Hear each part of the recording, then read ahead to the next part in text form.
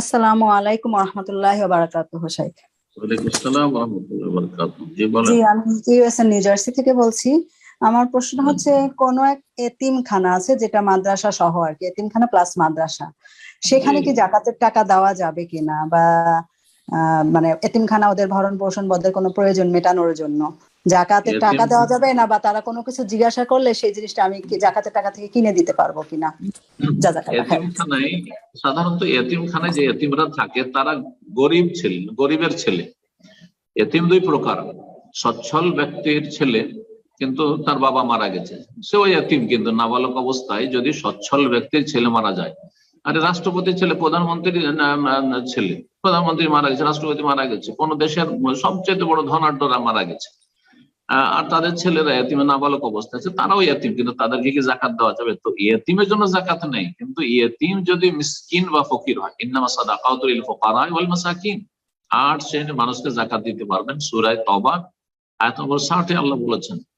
তো সাধারণত আমাদের দেশের এতিমখানাগুলোতে ওই গরিব এতিম ছেলেগুলি থাকে, সুতরাং তাদেরকে জাকাত দেওয়া যাবে, সরাসরি তাদেরকে জাকাত দেওয়া যাবে। তাদের পোশাক পরিচ্ছদের জন্য, তাদের কিতাবাদির জন্য, তাদের চিকিৎসার জন্য, তাদের খাওয়া দাওয়া, বোর্ডিং ফিসের জন্য ইত্যাদি, এবং ওই সেই বোর্ডিংটা চালানোর জন্য, বা সেই এতিমখানা যদি আমানতদার লোকেরা পরিচালনা করে, বিশ্বস্ত আপনার কাছে হয়, আপনার টাকাটা ভালো কাজে লাগছে, তো আপনি তাদের মাধ্যমে দিতে পারবেন, কোনো অসুবিধা নেই ইনশাল্লাহ। কিন্তু শর্ত হচ্ছে যে ফকির নয়, মিসকিন মানে দরিদ্র হইতে হবে, ভিক্ষুক নয়, দরিদ্র অভাবী, তার অভাব আছে, জুটছে না, যে প্রয়োজন সে প্রয়োজনগুলি জুটাতে পারছেন না, তাদেরকে জাকাত দিতে পারবেন।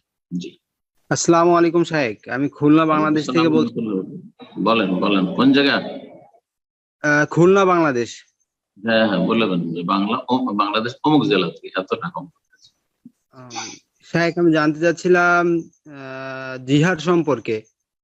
আসলে দেখা এখন বর্তমান অবস্থায় নাফসের জেহাদ করে না, জিহাদ না, জিহাদ না, কি জিহার, কি বলছেন?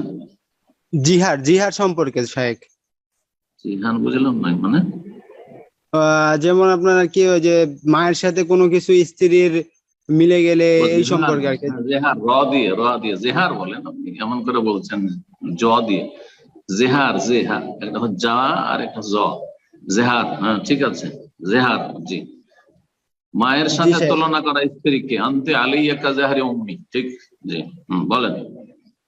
জি শাইখ, এই সম্পর্কে আর কি জানতে চাচ্ছিলাম। আর আজকে ফার্স্ট টাইম তো শাইখ, অনেক মানে কৌতূহল সৃষ্টি হচ্ছে, এই জন্য আর কি বেঁধে বেঁধে যাচ্ছে।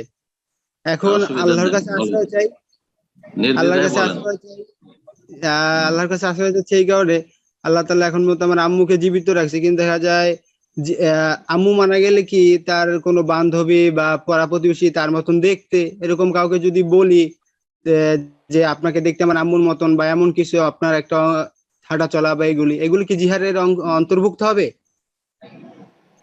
না না, এটা আসলে না। জেহার বলা হয় স্ত্রীকে যদি বলে, ইযা ক্বালা লিজাওজাতিহি, নিজ স্ত্রীকে যদি বলে যে তোমাকে আমার মায়ের মতো লাগবে, বা তোমার পিঠ খানা আমার মায়ের পিঠের মতো। আর আরবরা পিঠের সাথে তুলনা করতো, আর উদ্দেশ্য তাদের হারাম করা উদ্দেশ্য হয়েছে, হারাম করা উদ্দেশ্য হতো মানে তালাকের মতো। যেমন তালাক দিলে স্ত্রীকে উদ্দেশ্য হয় যে আমার হারাম করা, ঠিক তেমনই জাহিলিয়াতের যুগ থেকে চলে আসতো, ওই প্রচলনটা ছিল। যখন কারো রাগ হইতো স্ত্রীর ওপর, যে স্ত্রীকে রাখবো না, হারাম করে দেবো আমার ওপর, ওর সাথে আমি মেলামেশা করবো না, বলতো যে তোমার পিঠখানা আমার মায়ের পিঠের মতো। উদ্দেশ্য হয়তো হারাম করা, বুঝছেন না? তো জেহারের কাফারা সূরাতুল মুজাদালা প্রথমে আছে। বাকি কথা হলো অন্যদের ক্ষেত্রে তো প্রযোজ্যই নাই, শুধু স্ত্রীর সাথে বিষয়টি খাস। সুতরাং খালাকে যদি বলে, খালা আপনাকে সেম আপনার মায়ের আমার মায়ের মতো লাগছে, আপনি আমার মা, একই রকম দেখতে, কোনো অসুবিধা নাই। নানিকে যদি বলেন, দাদিকে বলেন, একটু বেগানা মহিলাকে যদি বলে, বেগানা মহিলা আপনার স্ত্রী না, বলছে আপনি তো আমার মায়ের মতো একবারে দেখতে, কোনো অসুবিধা নেই, কোনো অসুবিধা নেই। জি, কথা বোঝা গেছে? জাযাকুমুল্লাহ খাইর। জি।